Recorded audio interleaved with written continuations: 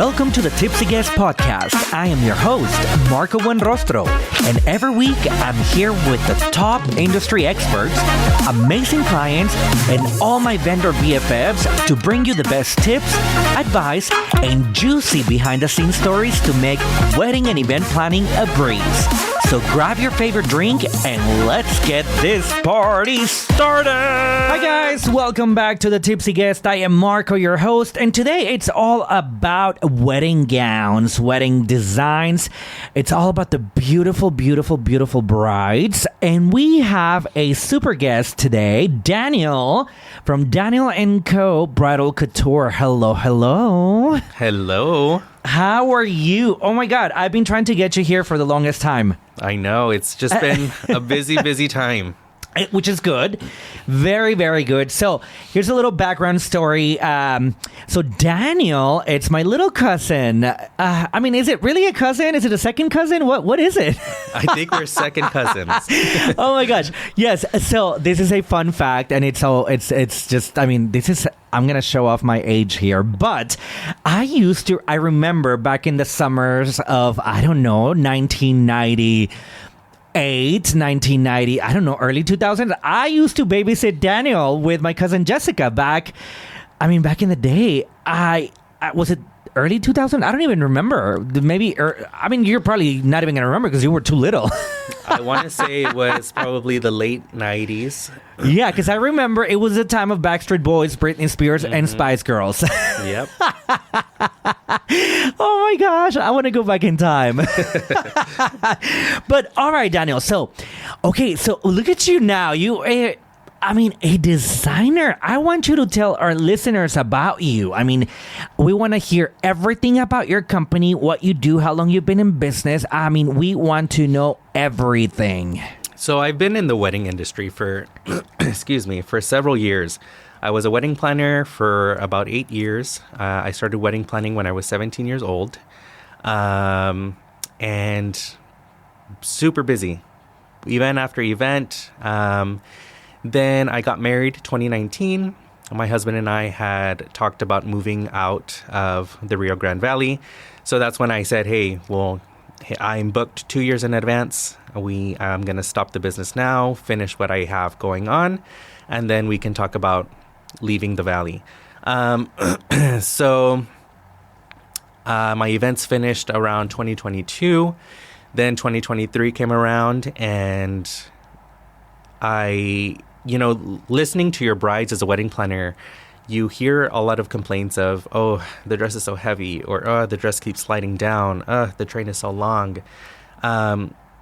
You kind of pay attention to those kind of things because one, you're the one that's going to help them, figure out those things throughout the wedding. And I knew that I wanted to be in fashion. So 2023, I brought it up to my husband and said, hey, I want to do wedding dress designing, but I'm scared. It's a lot of money I have to invest. Is my style the same as everyone else's style? Coming from a man to a bride who's a woman, And my husband told me, if you're going to be scared, you're never going to accomplish your dream. So that was April of 2023. By June of 2023, I had my first collection done. And that's how Daniel & Co. started. And I stayed true to, what I learned from those brides of keeping my trains all one length so they're not so heavy on your dress, making sure that your dresses are not going to slide down, making sure that the dress fits you, perfect so you're not dealing with alterations and all of those extra steps that you need going through a bridal shop just to make it easier for you.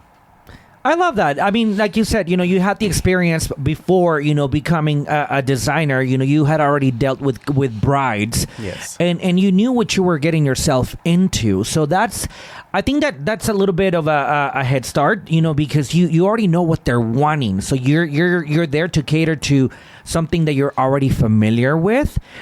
I would say realistically, I guess a timeline, let's say for a bride, how how early on in the stage of planning should they start looking or dress shopping, I would say? I would always say about 6 months to a year. Sometimes you can get your dress way before that, but there's things that happen. Sometimes a lace is out of stock. Sometimes the material for your dress is out of stock. And I could tell you that I could have a dress done in 2 to 3 months. But what happens if that lace is no longer in stock? Yeah. And we have to wait. We have to wait till that lace is produced for us to rebuy. And that 6 months to a year gives us that time in case anything like that were to happen. So I would always say 6 months to a year. Okay. And then walk me through your process. Like what, when you're coming up with a collection, when I'm assuming, okay, what is a good number, I guess, for a collection? How many designs is normally a collection? Anywhere from 5 to 10 gowns. Okay, so I'm just going to throw a number out there. Let's say 7. I'm going to say number 7. Mm-hmm. So walk me through your process. Like, how long does it take you to come up with like 7 designs and from beginning to end? Like, walk me through the whole process. Like, how does the idea come up, and then how do you start like drawing it and then making it happen? So it's very difficult. Like with this new collection that I'm launching here in New Braunfels, San Antonio area, our collection has about 15 gowns, and I've redesigned the gowns multiple times. Okay. Or I look at my designs and I take one out and I design something new and I put that one in, and then the next day I'm like, you know what? No, this one has to stay in, and I take that one out. And it's just a big process. And it all begins with your research on lace. Okay. I go and I look at the lace and I look at materials, and I look at what the trends are going to be for the upcoming years. Or I go based off of what's selling really well out of the dresses that I have. And I go based off of that. And then once I have the lace, like once I have an idea of a lace that I want, normally my research on lace is just Google. Yeah. I go to Google and put, bridal gown lace, and I go on there and I start looking at the different type of laces and the different type of materials, and then I start designing, and I say, okay, you know what, A-line was selling really good, a strapless with off the sleeve detachable straps, so I start designing that, and then I start incorporating the lace, and then sometimes it comes to where, I message the manufacturer of the lace and I say, hey, this is what I'm looking for, and they say, well, we don't have anything like that. What? So I'm like, okay. So then it's either we start looking for something else as far as something that looks like the lace that I was inspired by, or they tell me, look, this is what we have that looks similar. So then I'm like, okay. So then I go based off of that. I choose, the one that I fall in love with, and then I go back to my sketch. And then I'm like, okay, is it gonna fall the way that I wanted to fall with this new design? And if not, then there I go again, and I start resketching the dress. When it comes to my designs, I feel like a lot of it comes from, it's myself. Mm-hmm. And it's a lot easier when I'm designing a gown for a bride, because it's 2 heads in one. And I already know what she likes, and I already know, the stuff that she's wanting in her dress, rather than me trying to create a dress for my collection from scratch. Yeah.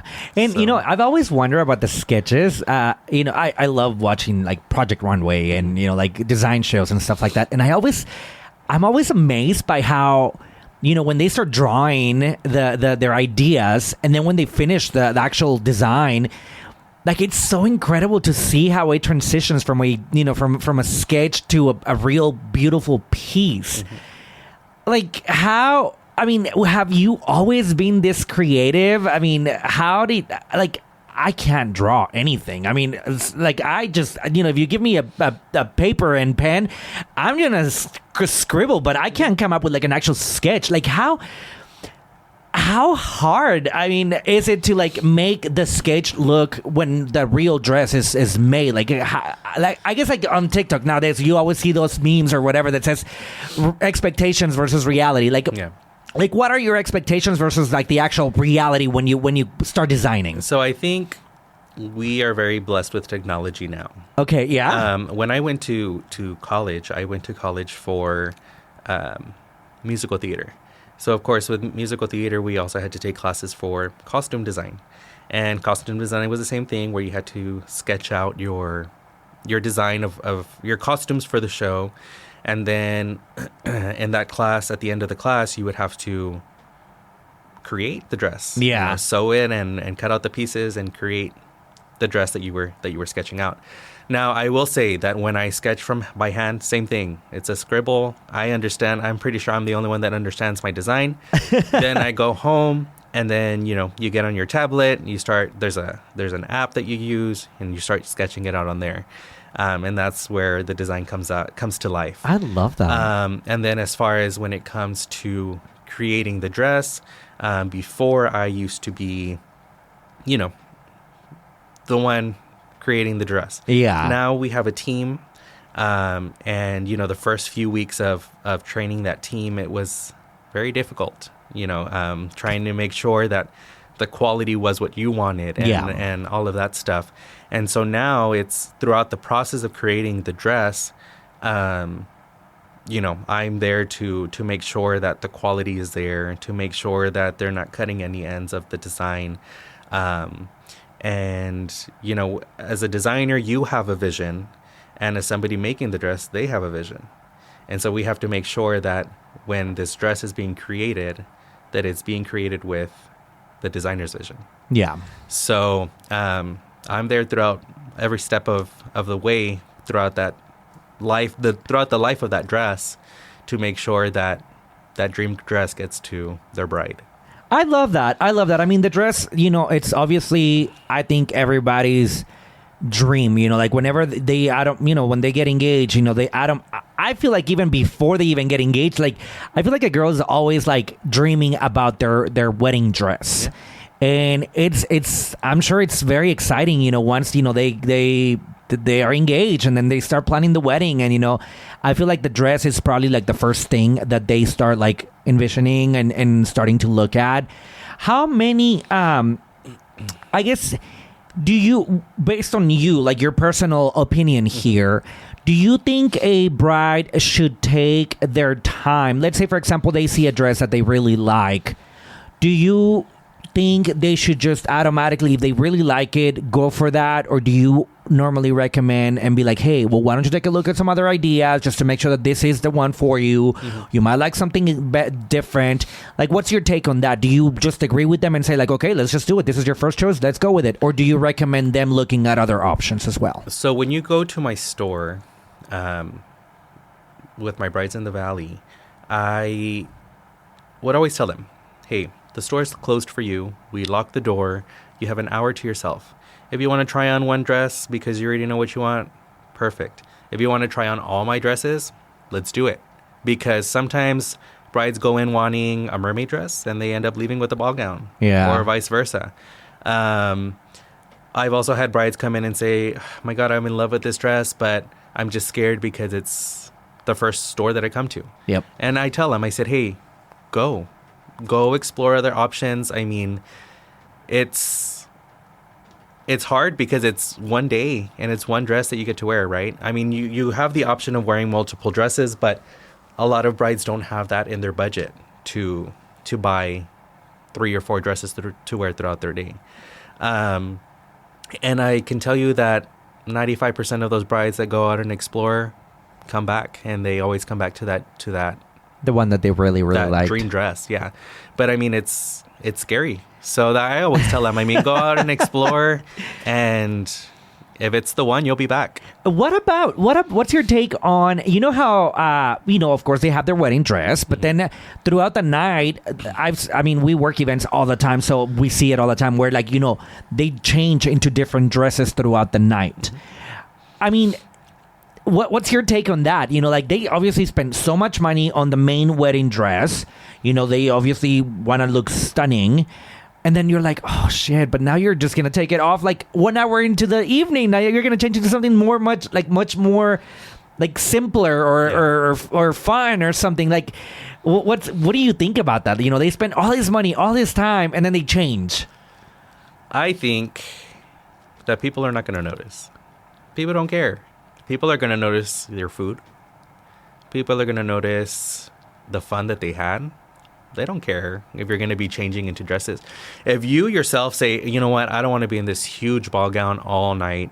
I want something that's, you know, going to let me dance and let me move around. Yeah. Then I always recommend a transitional dress. So something that, you know, you have your big princess gown for your church or your ceremony.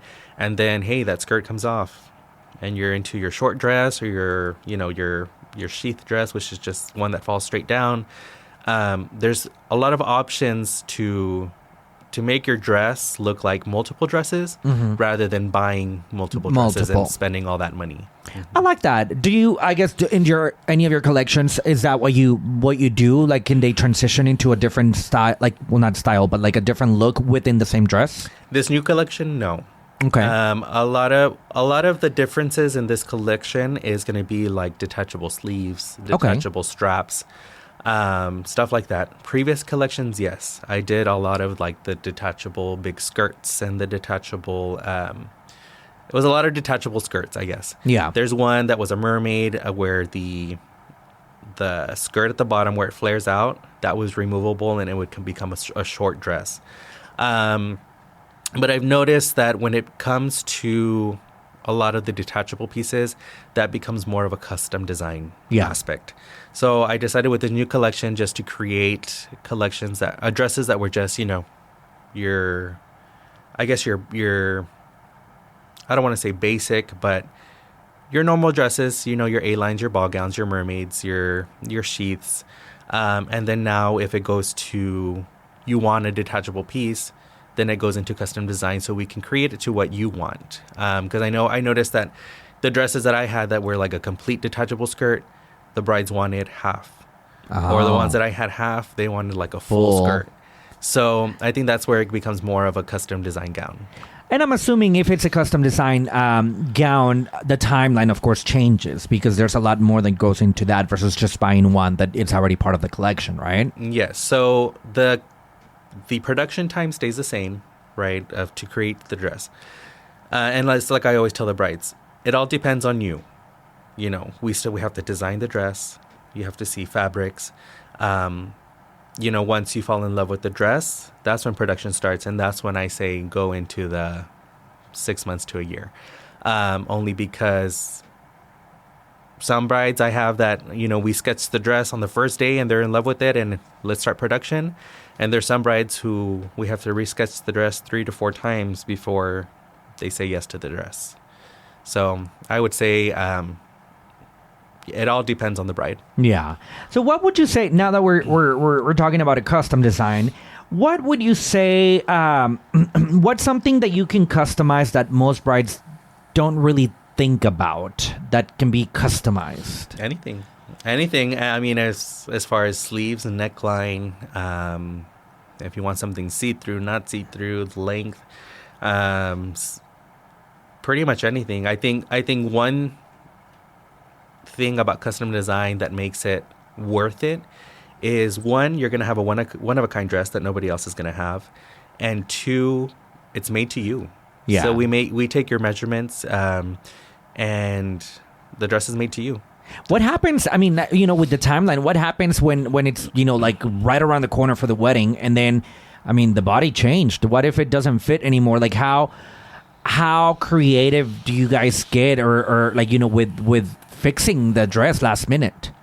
Out of the 3 years that I've been doing dresses, it's never happened to me. Okay, thankfully. Thankfully. I've only had one bride. Mm-hmm. And in her case, it was a mermaid gown. And she got pregnant. Oh. So the month before the wedding, she was 7 months pregnant. Oh, my gosh. And according to her mom, when their family gets pregnant, they grow a lot from the hips. Uh-huh. And sure enough, that's where it didn't fit her. Wow. So the dress went up, the dress closed, but she couldn't move. Oh, because, man. Again, all of the tension was in the hips. And when a dress is created, you have maybe half an inch to let it out. And that wasn't enough for her. Obviously. So in her case, I was panicking. Yeah. Because it's a month before and when we finished the dress, I told her, I said, hey, like, your dress is finished. Let's schedule your appointment for the try on. Has anything changed? And she goes, nope, I stayed the same. But she knew. I know. I know. She was like, I stayed the same. Girls, you gotta be honest. You gotta be honest. Yes. And she sent me a picture, and I was like, oh no, like, she looks the same. And then she walks into the store and she saw my face. Oh my God. And she's like, it happened overnight. Oh yeah, sure it did. She's like, the stomach came out overnight. So luckily, my sample dress was her size. Yeah. And that's the dress she ended up taking. Oh my gosh, Yeah. that's a good story right there. That's a learning lesson. You know, things change. I mean, you know, things happen. Like, and I would say this is a very important subject. You know, because, you know, like you if you got something made, you know, custom for you, or even if it's just any dresses. I mean, if it's not going to fit, it's not going to fit. Yeah. So you need time to get it prepared so that it looks perfect on you on your big day. Yeah, and normally when we do the measurements, we talk. And I say, okay, are you planning on losing weight? Are you that type of person that when you're stressed, you gain weight? Or are you the type of person that just stays, you know, whether you're stressed or not, you stay the same? Uncomfortable questions that need to be asked. Yeah. And if they tell me, oh, no, well, I've been going to the gym and I'm planning on losing 10 pounds. Okay. Mm-hmm. So when I do the measurement and the measuring tapes around them, I give them 3 options. And I say, okay, do you feel comfortable with 36 inches, 35 inches, or 34? And I make them, you know, make the decision. Yeah. And so when they go, let's say they're 36, but they want the 34. And I'm like, okay, like, you guys got to stick with your plan, you know.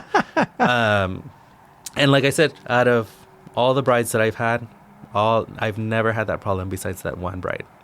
But it was, at the end of the day, it worked out. It was mm-hmm. fine. Well, that's good. That is definitely good.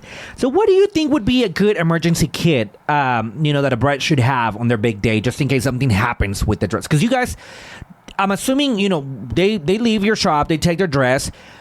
Do you offer any type of, like, are you there the day of the wedding at the on location, just in case things need to be fixed? Or do you normally tell them, like, hey, you know, this is the emergency kit that you should have in case something happens? So the emergency kit should be left up to your wedding planner. Okay. But I mean, you should always have a sewing kit. You should always have a stain remover. Yeah. You should always have those things. But I mean, that's the type of stuff that your wedding planner should be in charge of, because again, you as a bride should not be worrying about any of this stuff on your wedding day. Oh yeah, for sure. Yeah, we've had so many conversations with our wedding planners, and yeah, you know, one of the things that we always agree on is, you know, your couples should never be worried about anything on wedding day. Yep. You know, it's we go through a lot as vendors. We go through a lot of drama behind closed doors, mm-hmm. and we always try to where the couple doesn't ever even find out that there was something going on. Yeah, and I try to, even if you're, you know, my bride picked up their dress 3-4 months before the wedding day. The wedding day, I always send them a message. And, you know, you always send them this heartwarming, beautiful message, because you don't know what they're going through. Maybe hair and makeup started late and now she's going to be late to church. Or maybe mom was mad because, I don't know, Thea didn't arrive on time, or something went wrong at the venue decorating, you know. And so even if you don't hear anything at all, you're stressed. Yeah. You want to make sure you're there on time. You want to make sure everything's done perfectly. Your hair's done good. Your makeup's done nice. So I always send those little messages of encouragement the day of their wedding. I love that. All right, Daniel. So I think we're running almost running out of time. But okay, so we have learned so much about your ways and what you do and what you like and what you recommend. But have you ever had to tell a bride? You know, I mean, everybody wants something specific, but sometimes it's not really realistic. So have you ever had, a client or a potential client that comes up to you and they're like, hey, this is what we want. But on the back of your mind, you're like, you know what? That's not going to work. Like, I don't think do you tell them? Do you just go with the flow and make what they want without like really like giving them any feedback? What, have you ever gone through something like that? So a lot of brides come to Daniel and Co. because you're my friend. Mm-hmm. I don't like that of let's treat them like a client. No, you're my friend. And I'm very honest. Yeah. And I did have a bride who came in. She was 2 months away from her wedding. Her original wedding designer disappeared. Disappeared? Okay. She has no idea where he went. Wow. Is he alive though? No idea. Oh my God. No idea. Just fell off of the face of the earth. And so she came to me crying. Hey, I need a wedding dress. I get married in 2 months. Is it something that you can do? It's 2 months away. Wow. It's the 2 stress. months. It's 2 months to design a gown. It's 2 months to create the gown. It's 2 months to get the gown to the bride. Yeah. And make sure she's ready to go down that aisle. And I just felt so bad for her. And I told her, you know what? We're going to do it. But there is going to be a little rush fee, So we continue with the appointment. She tries on, some of the dresses that I have in store just to kind of see what silhouettes she's wanting. And then she shows me a picture and she says, this is what I want. And the tension, I can hear it. I can sense it here. And it's a medieval dress from AI. Oh, AI is destroying the world. Yes. And like I said, I'm a very honest person. And so she told me, she said, I want it to fit just like this. I want it to give me those curves. And I want it to, I want all that boning. And I told her, I said, hey, that's AI, right? And she said, yes, I know. And I said, no dress is going to fit you like that. Yeah. Her boobs were probably like an F. They were huge. Yeah. And it's a lot of construction that you need to do to support them. Yeah. And with a bride like that, it's always recommended for them to have some sort of strap or some sort of sleeve or something just to give it that extra support. And she wanted strapless. So I told her, go home, think about what I've told you. If you want to look for another designer, go for it. If you want to continue, give me a call. So she called me and she said, I'm ready to go. So she came back to the store and we designed a completely different dress than what she was looking for. When I mean medieval, I mean medieval. Wow. She wanted these long sleeves, like the ones that drape all the way to the floor, and she wanted that corset bodice, and she wanted the double layered dress. I'm not a designer, but does that complement each other, the strapless with the sleeves like that? It doesn't. Okay. And so then when we started designing, she went for like a simple satin dress with some lace on the bust and on the hips and an off the shoulder strap. Okay. But so it worked out. The whole thing ended up working out and it was a success story with the time frame that you guys had. Yeah. But like I said, just, that time to go home and think about it is worth it. Yeah. Because she came home wanting a completely different dress than what she originally wanted. Okay, well, that's good. That's good. To our listeners out there, we have to be realistic, guys. Sometimes you might see something online that might seem to you that it's the best thing ever, that you're going to look so good in it, but sometimes it doesn't work out. I do that all the time. I see, I love to shop, and I always, I'm always online browsing, and there's things that I'm like, oh my God, I want that. And then I end up ordering something. And then when I try it on, I'm like, oh, I look nothing like the guy on the website. You know, so we gotta be realistic, and we gotta be careful nowadays, like you mentioned with AI. I mean, because now it's so easy just to go to to ChatGPT and say like, "Hey, design a dress for me that's gonna look good," and blah blah blah, and then it's just gonna give you something incredible. But does it really fit you? You know, I mean, of course, the AI image is gonna give you something perfect to your body and perfect to you, but you're telling it to do it. You know, it doesn't mean that it's gonna happen. Yeah. So yes, girls out there, please be realistic. It is. I mean, it's always sometimes not the best. You know, like you don't want to hear that, but we gotta be realistic, and this goes for everyone. But all right, Daniel. So we are running out of time now completely. I want you to tell our listeners where can they go, where can they find you? Social media. Where can they look at your designs? Can they make appointments with you? How can we get a hold of you? So you can always find me on Instagram and Facebook under Daniel & Co. Bridal Couture. You can always reach me through text and phone call. Phone number would be on Instagram and Facebook. You can also see our Google reviews on Google. And then as far as a location, we are working on that and hoping to be open by January 2027. In New Braunfels, right? In New Braunfels. Love it, love it. All right, ladies. And of course, you will do the entire, you will serve all of San Antonio, Austin, like the in-between and the Hill Country, of course. Correct. Do you ever do, I guess like for our listeners that from out of state, do you, can you do that where like you can set up a consultation with somebody that's not from here? Is that something that can even be done? Because, I mean, you need measurements, of course. Yeah, we've done it before, and we've asked them, to go to a local seamstress. Okay. And what we do is we tell them, have somebody take pictures of the seamstress taking your measurements so we know that they're accurate. Okay. And we've done cases where we've driven to Corpus. Okay. And we've done a consultation inside a hotel room. Yeah. Because we want that trust with every bride. Of course. Yeah. You accommodate. Okay. All right, ladies. Well, you heard it here. Daniel & Co. Bridal Couture. Go follow him on social media. You can look at his designs and all the work that he's done before. Incredible work. Honestly, I am obsessed with all your designs.